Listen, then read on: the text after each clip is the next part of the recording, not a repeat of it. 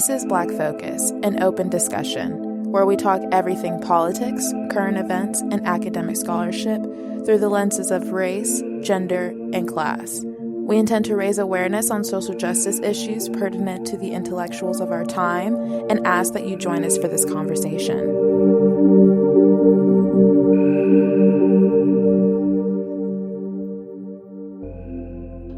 Hello, and welcome. My name is Kenya Harris. And I'm She. And this is Black Focus, an open discussion where we aim to educate the masses, address social justice issues, and liberate the exploited through resourcing. Child, okay, today we have got an information-dense topic, okay? Or topics, I should say. We're going to be talking about a lot of different things, from transformative justice to restorative justice to really breaking down what defunding the police looks like and what frameworks police abolitionists are working within, and also talking about the power of police unions, talking about historical legal precedent. We're going to be covering a wide range of topics, so I really encourage you guys to stick around. Take notes if you want. Obviously, you don't got to do that if you don't want to. I don't be taking notes either. It might just be better for you to listen. But, do however you do and really just try to stick through with us and engage and interact with this conversation, because these points are important and crucial to understanding what's going on in our society right now as far as moving social movements like Black Lives Matter forward. It's crucial for you to understand this information if you want to have an informed opinion about any of it. How do you feel about it? I totally agree with all of that. And I want the listeners to keep in mind that it's okay if you're not an expert, but if you really want to have a conversation about defunding the police, these are topics that you really need to understand and fully comprehend in order for you to come with a well thought out argument or a side that you can present to those who say that defunding the police is radical and that it's something that we shouldn't do. So without holding too much up, I think that we can go ahead and get into it. Get into it. I'm sorry. I was thinking that. I'm sorry. That was really anyway, let's move on. So the first thing that we want to introduce is historical legal precedent for the police's responsibility and obligation. So what do I mean by that? I'm talking specifically as to how the public perceives what the police responsibility and obligation is versus how that institution defines it for themselves. And the cases that we're about to get into is going to give you a little bit of background as to how they see their creed, protect and serve. So the first case that I want to talk about, DeShaney v. the Winnebago County Department of Social Services in 1989. And this case is important because the actions of an abusive father caused a 4-year-old boy to be comatose and then developmentally disabled. Now, the county's Department of Social Services took measures to try to help the boy, but they did not take any actions to try to remove the boy from his home. The mother in this case of the boy sued on the grounds that his liberty interest and bodily integrity in violation of his rights under the substantive component of the 14th Amendment's due process clause by failing to intervene to protect him against his father's violence. Now, the court ruled in this case that the clause is phrased as a limitation on the state's power to act, not as a guarantee of certain minimal levels of safety and security. Now, while it forbids the state itself to deprive individuals of life, liberty, and property without due process of law, its language cannot fairly be read to impose an affirmative obligation on the state to ensure that those interests do not come to harm through other means. Now, I know you're asking me, okay, that was a whole lot of legalese. What does all of that even mean? It means that the failure of government workers to protect someone from physical harm does not breach any substantive constitutional duty, meaning that people do not have, the police in particular, do not have a constitutional duty to protect citizens from harm. kind of makes you question how this institution is defining what their creed is, which is to protect and serve. This case of DeShaney is really important because it laid the foundation for other cases in the future to reaffirm this stance. And this is true for the case Town of Castle Rock v. Gonzalez, where the decision overturned a federal appeals court ruling which permitted a lawsuit against the town of Castle Rock for the police's failure to respond to Jessica Gonzalez, who tried to get the police to arrest her estranged husband, Simon Gonzalez, after he kidnapped their 3 daughters. Now, this is important because he violated a court-issued protective order. And after Simon finally told Jessica Gonzalez where the kids were, she pleaded for hours with the police to arrest Simon, but the police failed to act until Simon showed up at the police department with the 3 bodies of his daughters in his trunk and proceeded to shoot up the police department. Now, the mother's representation argued in this case that with the protective order, the police should have arrested the husband or issued a warrant for arrest at least because of the violation. And that gave her a property of interest within the meaning of the 14th Amendment's due process guarantees, which prohibits the deprivation of property without due process. Now, this is important because by framing their case as one of procedural due process instead of substance, Jessica Gonzalez and her lawyers had hoped that this framing would get them around the 1989 DeShaney precedent. But of course, the Supreme Court of the United States believed that this case was extremely similar to the DeShaney decision, and they sided with historical precedent. Warren v. District of Columbia. The effective law in the Warren case had to do with whether someone could sue a law enforcement agency for failing to protect them from crime. Had the Supreme Court Justice decided that there was an affirmative duty to protect individual citizens from crime, then potentially every crime victim would be able to recover damages from the law enforcement agency operating in that area. That wouldn't be very practical. And because we know that it isn't very practical, we must investigate where is the clear language that discusses where protect and serve stops and the legal protection for institutions begin. Juicy. And all of those cases are extremely important, just like she said, because they are defining how the police will govern and police the communities to which that they are around. Now, I want to move on and talk about community accountability. And I want to define that for you guys and talk about how does this address the same issues people believe we need police for. Now, community accountability relies on community members to execute justice. And why? Because it has been proven that rooting justice in communities rather than outsourcing to a department of law enforcement where officers usually don't typically live where they work, prioritizes survivor safety over imposing order. This in turn promotes collective action and community building. And now I know you're going to ask me, what is collective action exactly, and how does that play into community accountability? Well, its principles are rooted in the effect of disempowerment and alienation. Many victims and those involved with these infractions face a lot of negative connotation from dealing with our flawed justice system. Insight, a feminist collective, also specifically talks about this and how it promotes individualistic approaches towards ending violence that lead people to believe that the only way to intervene and stop violence is to call the police. Community accountability, on the other hand, requires collective action amongst members in the community in order for them to band together in the sake of unity.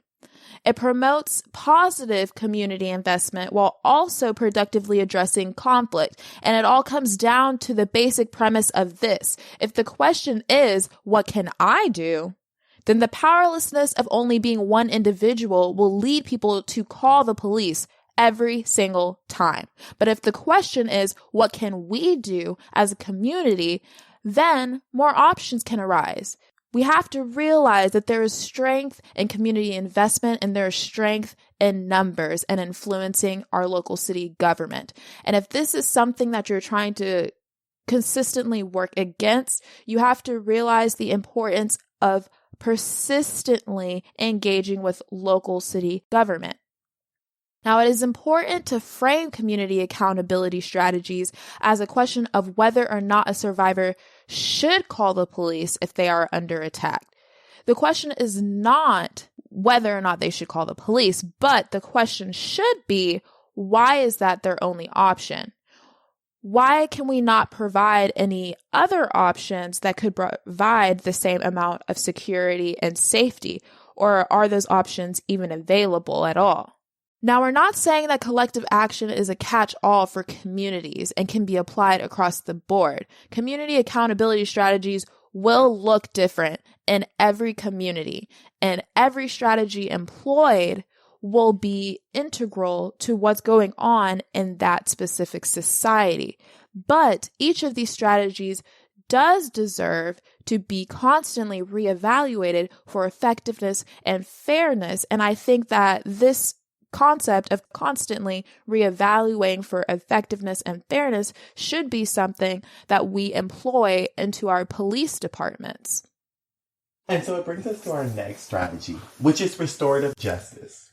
Modern restorative justice began in the 1970s with the reemergence of the idea that victims and offenders need to come together and talk about what happened in an effort to achieve peace and hopefully restoration. While such a thought seems somewhat revolutionary in our day of overly punitive justice, restorative justice was the primary method used to handle offenses in the pre-modern times. In fact, it was not until Norman's conquest in 1066 that restorative justice was overcome by new techniques to deal with criminal events. In the centuries that have passed since restorative justice was dismissed in much of the Western world, crime has increasingly been regarded as an issue between the state and the offender. I find that very odd because the state is the people. And so now it's everyone against the offender, but not everyone has a say in what goes on with what happens to the offender. Somehow the victim has been almost completely removed from the equation. In the late 1970s, however, Howard Zierr, an American criminologist, stumbled upon the benefits of what he referred to as victim-offender reconciliation. Since that time, restorative justice has grown in popularity, as it has become progressively more apparent that true restoration requires input from the offender as well as from the victim. While it may have taken nearly 1,000 years for us to come back around to this idea, restorative justice is once again picking up steam. Transformharm.org lays out restorative justice as so. 3 assumptions underlie restorative justice. When people and relationships are harmed, needs are created. Then those needs created by harm leads to obligation. The obligations are to heal and put right the harms as a just response. So what is the just response? 3 principles of restorative justice reflect these assumptions. Acknowledges and repairs the harm caused by and revealed by wrongdoing, restoration. It encourages appropriate responsibility for addressing needs and repairing the harm, accountability. And involves those impacted, including the community, in the resolution, which would be engagement. It is supposed to help victims have some sense of control and agency while demanding accountability from perpetrators and uses the facilitators to carry out the accountability measures. Now, in Oakland, California, Sujatha Balaga, an attorney who works for Impact Justice, an organization that elicits restorative justice tactics for youth violence, employs this specific sort of connotation that judges can issue compliance of defenders to a restorative justice program like the one that Balaga works for. Then the defender must comply with every step of the program in order to get the charge removed from their record. Now, in Oakland, they employ a 4-pronged plan, which is doing right by the victim, by your familial ties, by your community, and then doing right also by yourself. The program takes about 6 to 8 months to complete, and their purpose is rooted in preventing the derailment of young lives when it comes to juvenile infractions. And this is important and reminds me of this really good quote from Frederick Douglass that states, "It's easier to build stronger children than it is to repair broken men." So what this programming is trying to get at here is they're trying to repair the damage and solely the responsibility from the incidents that youth may engage in and help them to learn from those incidents rather to just send them to a juvenile hall and derail their future, as we have seen through various scholarly studies, that oftentimes has an impact on the way someone's life may go if they go to a juvenile detention center early on in their lives. Now, this generally involves an admission of guilt from the person and an apology, often usually in public. This directly contrasts with how our court systems work right now, because the perpetrator could be found guilty, but in all actuality, they're not required to admit or even agree they did anything wrong or demonstrate that they understood how and why what they did was wrong in any way. There are some cons to restorative justice, and the Aboriginal Women's Action Network reported that in Canada, restorative justice models had been used by white perpetrators to escape accountability for violence committed against Native women. They reported that one man, Bishop Hubert O'Connor, was charged with multiple instances of sexual assault of Aboriginal girls and boys, and while he was found guilty, his punishment was to participate in a healing circle with his victims. Now, any community accountability strategy that we talk about, especially as it relates to restorative justice, is important because these strategies will be ineffective if we consistently rely on a romanticized notion of community. That does not address the reality of racism, sexism, and homophobia within our communities. In order for us to employ community accountability and collective action, we have to also confront the issues and nuances of racism, sexism, and homophobia that permeate every instance of our being in order for restorative justice to work. And because this sort of interrogation wasn't implied in Canada, that is why this perpetrator O'Connor was able to get off so easily by just doing a healing circle with all of the people that he had done harm to. Another strategy is transformative justice. This employs the idea of responding to criminal activity by changing the system that enabled crimes in the first place in tandem with taking care of people involved. According to the transformharm.org, transformative justice breaks down into 3 parts: supporting a survivor's healing process, often via confrontation with the person who harmed them; community accountability, where community members confront their own complacency and build their capacity to support these interventions; and community education and skill building to prevent future harm. Transformative justice is not only identifying what we don't want, but proactively practicing and putting in place what we want. Transformative justice recognizes that oppression is at the root of all forms of harm, abuse, and assault. As a practice, it therefore aims to address and confront those oppressions on all levels and treat this concept as an integral part to the accountability and healing.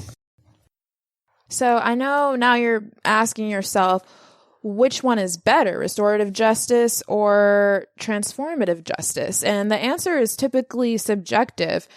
Some people agree that restorative justice is the better model, and some people agree that transformative justice is the better model, because both of these approaches create similar results. So that's why I say it's subjective. But for me personally, I believe that transformative justice, because it has an additive of proactively confronting systemic issues, to me, it seems like the more impactful alternative. So who would make all of this happen anyway? Who would facilitate the victim and the defender having these conversations, and who would facilitate making sure that the defender meets all of the obligations put upon them? Well, the short answer is that there are so many possibilities.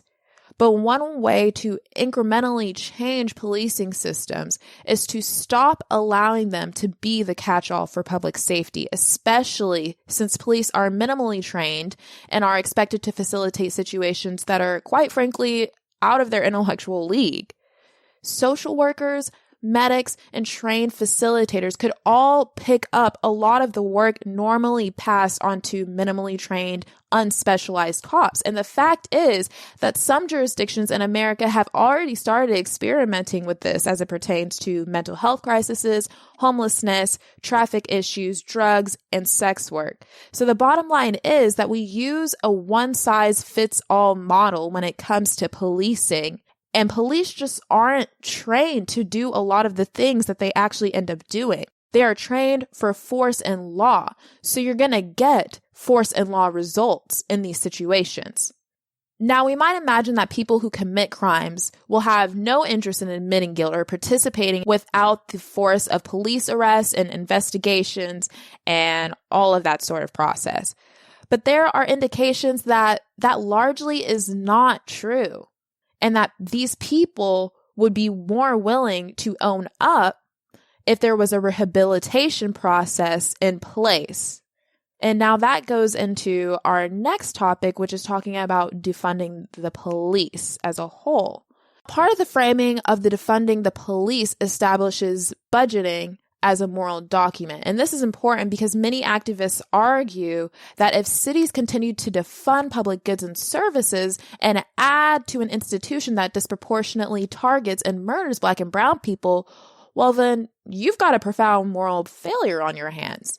And Annie Lowry, who's an activist doing this work, writes in one of her pieces that calls for defunding and police abolition are rooted in first principles. The country needs to shift financing away from surveillance and punishment and towards fostering equitable, healthy, and safe communities. This leads to talk of 8 Can't Wait, which was an initiative activists thought would decrease cases of police brutality, but actually ended up indirectly aiding in more funding of these departments and expansion of these departments. And in response to this, police abolitionists have proposed 8 to Abolition, a series of non-reformist reforms. These reforms seek to reduce the scale, scope, power, authority, and legitimacy of criminalizing institutions.